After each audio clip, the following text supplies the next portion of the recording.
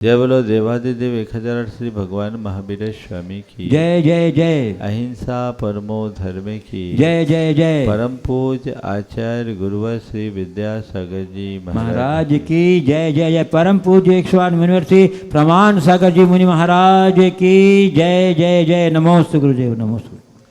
हमारी भावनाएं हमारे जीवन का निर्धारण करती है। अच्छी बुरी भावनाओं से अच्छा बुरा जीवन चलता है। अपने जीवन को सुधारने के लिए हमें अपने भाव को सुधारना जरूरी है। भाव ही हमारे भाग्य का निर्माता है।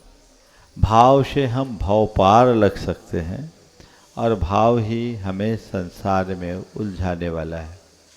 इस आशय की बात विगत दिनों से आप सबके मध्य चल रही है। मैंने भाव के 4 स्तर की चर्चा की थी।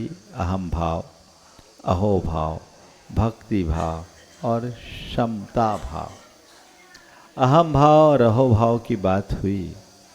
आज तीसरे क्रम में है भक्ति भाव। हमारे हृदय में भक्ति भाव जितना प्रगाढ़ होगा, हमारे अहम भाव का उतना विलय होगा और अहो भाव की वृद्धि बढ़ेगी। सबके अनुभव की बात है। जब हम भक्ति भाव में डूबे रहते हैं तो हमारी भाव दशा कैसी होती?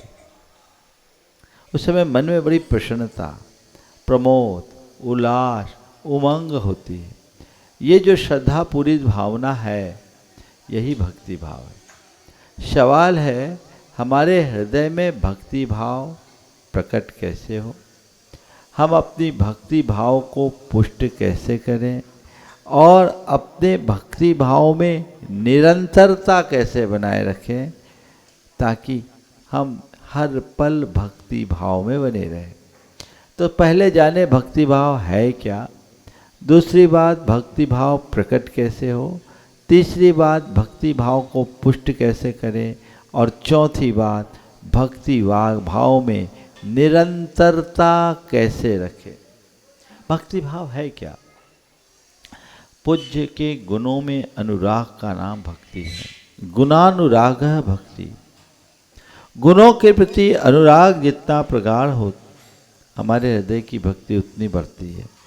आप किसी के भी प्रति, चाहे वो गुरु हो, चाहे भगवान हो या माँ बाप या और कोई, जिनके प्रति आपके मन में अनुराग होता है, आपके हृदय में उसके प्रति अलग प्रकार की श्रद्धा प्रकट होती है, अलग प्रकार की भावना होती है, उनके प्रति झुकाव होता है और यही झुकाव जीवन को आगे बढ़ाता है। सबका अनुभव है। संत कहते भगवान के गुणों के प्रति अनुराग रखोगे, तुम्हारे हृदय में भगवान के प्रति भक्ति होगी। गुरु के गुणों के प्रति अनुराग रखोगे, तुम्हारे हृदय में गुरु के प्रति भक्ति होगी। और तुम माता पिता के प्रति अनुराग रखोगे तो तुम्हारे हृदय में उनके प्रति श्रद्धा का भाव होगा। ये जितनी प्रगाढ़ता होगी उतने अहो भाव की वृद्धि होगी। देखिए, जिस समय हम भक्ति में डूबे रहते हैं उस समय हमारी दुनिया कुछ अलग होती है। आप लोग रोज़ भगवान के चरणों में जब विनती करते हैं, एक प्रभु पतित पावन की विनती को लीजिए, उसके उद्गारों को देखिए, क्या है? पूर्णतः अहो भाव की अभिव्यक्ति है। अपने आप को धन्य धन्य महसूस करने की भावना है। आप भगवान की भक्ति के लिए आते हो। नियमित यहाँ जितने लोग बैठे हैं सब लोग भक्त हैं, सब भक्ति करते हैं। पर अपने मन से पूछो, मैं भक्त तो हूँ, भक्ति करने भी आता हूँ, लेकिन मेरे हृदय में भक्ति प्रकट होती है या केवल भक्ति की क्रिया रह जाती? आप देखिए, एक छोटा सा रोज का जो हमारा अभ्यास है, प्रभु पतित पावन मैं अपावन, चरण आयो शरण जी, यो बिरद आप निहारे स्वामी, मेट जामन मरण जी। रोजमर्रा के जीवन में आप भगवान की वंदना करते समय ये विनती पढ़ते हैं? बताओ। जो हम पढ़ रहे हैं वो शब्द हमारे भावों में उभरते हैं। प्रभु पतित पावन मैं अपावन। भगवान के चरणों में आते हो तो क्या बन करके आते हो? एक कलंकित संसारी आत्मा या समाज का एक बड़ा श्रेष्ठी या भगवान का एक बड़ा भक्त? बोलो, मैं किस भाव से भगवान के चरण में आया?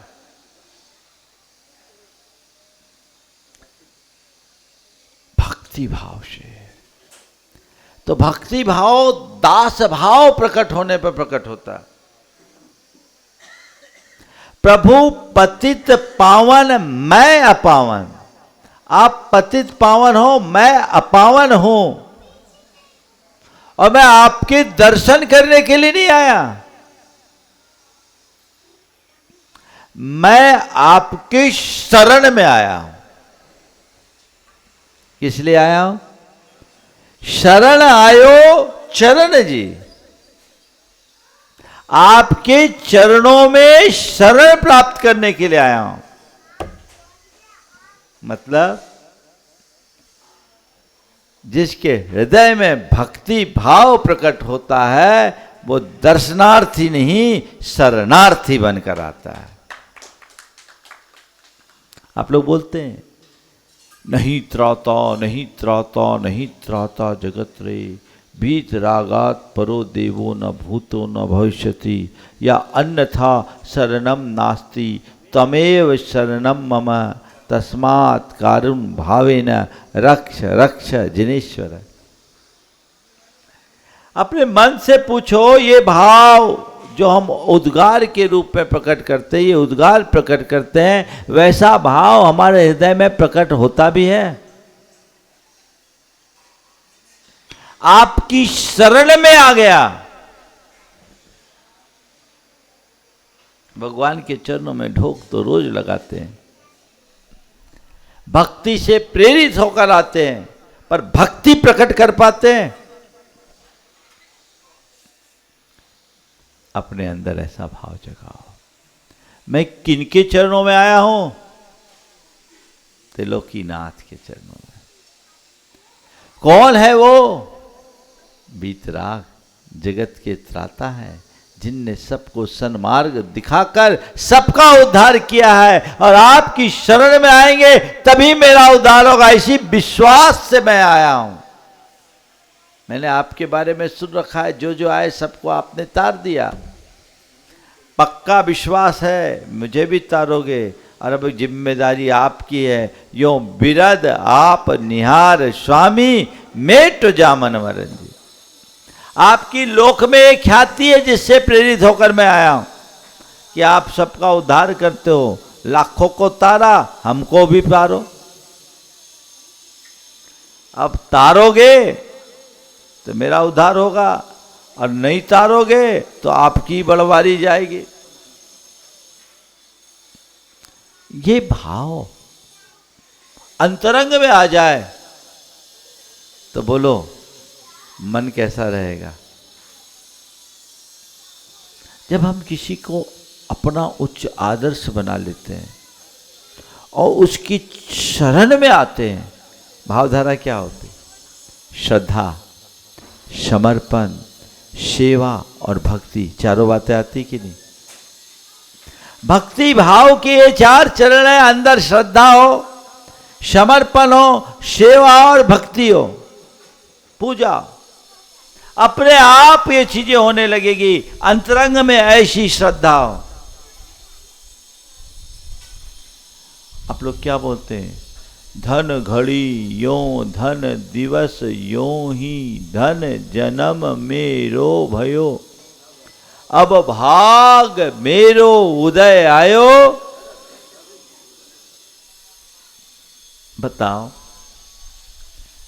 यहां जितने लोग बैठे रोज मंदिर जाते हैं, लेकिन मंदिर जाने के समय जब भगवान के दर्शन करते हो तो अपने आप को धन्य महसूस करते हो? मैं धन्य धन्य हो गया। बोलो, जब तक अपने अंदर धन्यता ना हो, स्वयं को हम कृतार्थ महसूस ना करें, तो भक्ति का आप लोग बोलते मयूर हरस ऐसो भयो मनुरंक चिंता मनी लयो।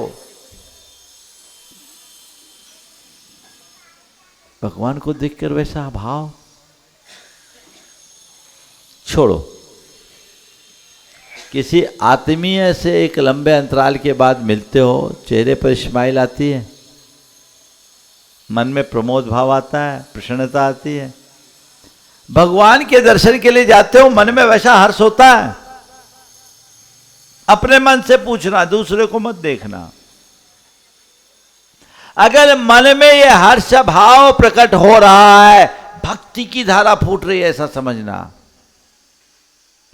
और वैसा हर्ष प्रकट नहीं हो रहा है तो अभी भक्ति नहीं है, केवल बातें। कर्म कैसे कटेंगे? गुणानुराग जहां हो, भगवान से अनुराग।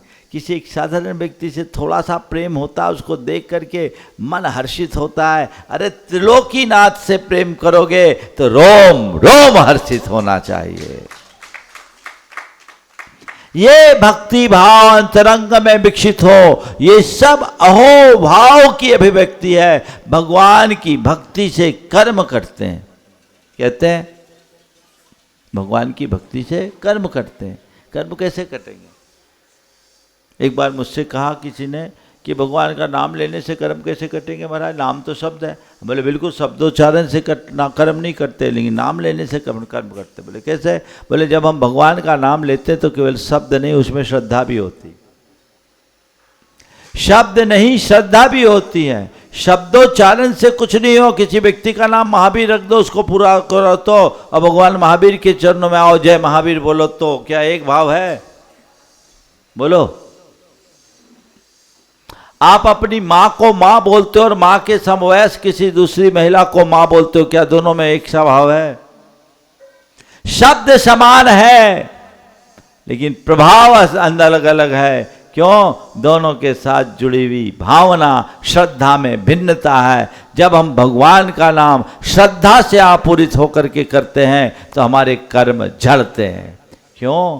क्योंकि उससे भाव दशा बदलती है। भाव दशा बदलने से हमारे अंदर के रसायन बदलते हैं। रसायन बदलने से भीतर नई हलचल प्रकट होती है और कर्मों की केमिस्ट्री चेंज हो जाती है। जब कर्मों की केमिस्ट्री बदलती है तो हमारी आत्मा में बंधे हुए कर्म हमसे अलग होने के लिए बाध्य हो जाते हैं। तो कर्म झड़ेंगे कब? जब भीतर की केमिस्ट्री बदलेगी तब। ये अहोभाव वही केमिस्ट्री है। ये चीज हमारे जीवन में आनी चाहिए, इससे सकारात्मकता बढ़ेगी, जीवन में व्यापक बदलाव घटित होता है। तो क्या है? धन घड़ी यूं, धन दिवस यूं ही, धन जन्म मेरो भयो, अब भाग मेरो उदय आयो, दरस प्रभु जी को लख लयो। रोम रोम पुलकित हो जाए, ये अंदर जगाइए, मन में भाव बनाइए कि मैं कहां जा रहा हूं? भगवान से मिलने जा रहा हूं, भगवान के दर्शन के लिए जा रहा हूं, भगवान की शरण में जा रहा हूं। ऐसी भाव दशा प्रकट होते ही जीवन का काया पलट है। अंतरंग में वैसा होना चाहिए। मयूर हरस ऐसो भयो मनुरंक चिंता मनी रहो। तो जो बात है भक्ति भाव प्रकट कब हो? अपने आप हो जाए अगर आप भगवान की उपस्थिति का एहसास कर लो। क्या करो? भगवान की उपस्थिति का एहसास, भक्ति भाव। आप बोलिए गुरुओं के पास आते हो, आपके मन में भक्ति हिलोर मारती कि नहीं मारती? बोलो। आती है। जब आ जाते हैं मन बड़ा प्रमोदित होता है, ऐसा लगता है कि आज हमने बहुत कुछ पा लिया, बहुत अच्छा आशीर्वाद मिल गया। क्यों? आप उनकी लाइव उपस्थिति का अनुभव करते हैं। ऐसे ही भगवान की साक्षात उपस्थिति का एहसास करने लगो, भाव दशा अपने आप बदलेगी। तो भक्ति भाव प्रकट होगे। कब होगा? भक्ति भाव तभी प्रकट होगा जब भगवान की उपस्थिति का एहसास करोगे। अब सवाल है इसे पुष्ट कैसे करें, बढ़ाए कैसे? तो भक्ति भाव को बढ़ाने के लिए चारों चरणों से जुड़ो, श्रद्धा से, सेवा से, समर्पण और पूजा भक्ति से। अंदर श्रद्धा हो, लगाव हो, श्रद्धा को प्रगाढ़ बनाइए, भक्ति और पुष्ट होते जाएगी। और श्रद्धा को बलवती बनाने के लिए निरंतरता रखिए, पूजा कीजिए। भगवान की पूजा आपकी भक्ति को बढ़ाती है। भाव से बढ़कर के पूजा करते समय क्या होता है, भगवान के साथ हमारा सीधा डायलॉग जुड़ता है, संवाद जुड़ता है, निरंतरता बनती है, हम उनका सामीप्य लंबे समय तक पा पाते हैं। आप भगवान का अभिषेक करते हैं, आप भगवान की पूजन करते हैं, तो वो आपकी श्रद्धा को और प्रगाढ़ बनाते हैं। उससे भक्ति भाव और पुष्ट होता है। रोज रोज मंदिर आएंगे, भक्ति भाव पुष्ट होगा। और छोड़ दोगे, कभी आओगे कभी नहीं आओगे, तो मन में प्रमाद हावी होगा, चलो ठीक है, तो चलता ही रहता है। होता है कि नहीं होता, बोलो? कंसिस्टेंसी चाहिए। एक दिन छोड़ना नहीं है। एक क्या है, मेरी रूटीन है, मुझे छोड़ना नहीं है, मेरी मूल क्रिया है। पूजा भक्ति से भक्ति बढ़ती है। देखो भाई, आप लोग मोबाइल यूज करते हैं, आपको उसे बार बार चार्ज करना पड़ता है कि नहीं? हाँ, यूज करते हैं, चार्ज करना पड़ता है। चार्ज करते तो यूज कर पाते हैं। तो भैया, एक जड़ मशीन को चार्ज करना पड़ता है, तो चेतना को भी तो चार्ज करने की जरूरत है, पल में डिस्चार्ज हो जाए। पूजा करोगे श्रद्धा के साथ, भक्ति बढ़ेगी। सानिध्य में रहोगे श्रद्धा के साथ, भक्ति बढ़ेगी। तो श्रद्धा के साथ पूजा करो, सेवा से जुड़ो। भगवान की सेवा, गुरु की सेवा, सेवा और पूजा दोनों एक साथ जुड़े हुए। जितना जो लोग सेवा पूजा में जुड़े रहते हैं, उनकी भक्ति सामान्य लोगों से हटके होती, दिखती कि नहीं दिखती? तो जब कभी मौका आए, प्रत्यक्ष परोक्ष जिस प्रकार की भी सेवा का कार्य हो, उस सेवा कार्य से जुड़िए। सेवा से जुड़िए, पूजा से जुड़िए। सेवा पूजा आपकी भक्ति को बढ़ाएगी, श्रद्धा बढ़े, सेवा भाव, पूजा और फिर समर्पण अपने आप होगा। तो जिसके हृदय में श्रद्धा हो, पूजा हो, सेवा और समर्पण हो, उसकी भक्ति के लिए कुछ कहने की जरूरत नहीं, दिन दुनी रात चौगनी बढ़ेगी। अब सवाल आखिरी, इसमें निरंतरता कैसे लाए, है ना? निरंतरता कैसे लाए? कभी कभी खूब मन लगता है, कभी एकदम मन कम हो जाता है ना? उसके लिए क्या करें? उसके लिए हमें सत्संग चाहिए। क्या चाहिए? सत्संग। सत्संग एक ऐसा माध्यम है जो हमारे भक्ति भाव में निरंतरता प्रकट करता है। आप लोग अनुभव करते होंगे, जब आप सत्संग में रहते तब आपकी भावधारा कैसी होती है, बोलो? अभी आप प्रवचन सुन रहे हो, आपके मन में कैसा लग रहा है? अरे महाराज जो कह रहे हैं सही कह रहे हैं। तो महाराज तो सही कहते हैं, गलत कब कहते हैं? लेकिन हैमरिंग होती है, मन में ऐसा संस्कार जमता है कि नहीं, अब मुझे इस तरफ चलना चाहिए। एक प्रेरणा मिलती है, प्रेरणा से भावना जगती है, और जब भावना जगती है तो जीवन बदलता है। ये सब मन को रिचार्ज करने का माध्यम है। इसलिए निरंतरता लाना है। सत्संग करते रहो, सत्संग करते रहो। जितना सत्संग में रहोगे, जीवन की दिशा बदलेगी, एक आध्यात्मिक परिवर्तन होगा, जीवन का ध्येय बदल जाएगा। क्योंकि तुम जिस माहौल में रहते हो, सारे निमित्त संसार में उलझाने वाले हैं। सद्गुरुओं के सानिध्य में आने पर ही तो थोड़ा सा हमें कुछ अच्छा मार्गदर्शन मिलता है, आध्यात्मिक दिशा मिलती है, धर्म का पाठ पढ़ने का अवसर मिलता है, सही प्रेरणा मिलती है, भावनाएं बदलती है। सत्संग नियमित होना चाहिए। अपने जीवन को पवित्र बनाए रखना चाहते हो तो सत्संग से जुड़े रहिए। और आज का युग तो टेक्नोलॉजी का युग है, प्रत्यक्ष जुड़ सको तो अति उत्तम है। पर ये बात सही है, रोज रोज जुड़ना व्यवहारिक नहीं है, तो घर बैठे तो सुनो।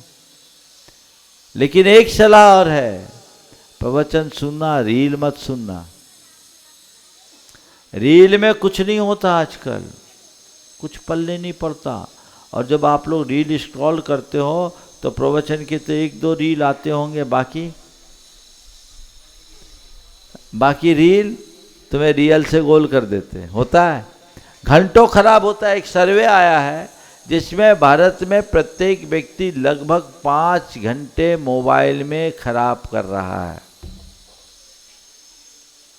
अब बताओ 5 घंटा कितना कीमती होता है, हिसाब लगा लो। एवरेज में ऐसा बताए, आप अपने मोबाइल में कितना समय खपाते हो, उसमें तो डिटेल आ जाता है ना। और मान लीजिए इतना 5 घंटा नहीं भी हो तो जिस भी आधार पर उन्होंने सर्वे बताया वो अपना जाने। कई देशों में तो बैन भी कर दिया गया। अभी मुझे एक पेपर की कटिंग दिखाया था इन जैन साहब ने, उसमें बताया कि ऑस्ट्रेलिया, कनाडा जैसे देशों में एक उम्र सीमा बांध दी गई और इस पर बैन कर दिया गया। मेरा आप सबसे ये कहना है कि प्रवचन सुनो तो पूरी बात सुनो।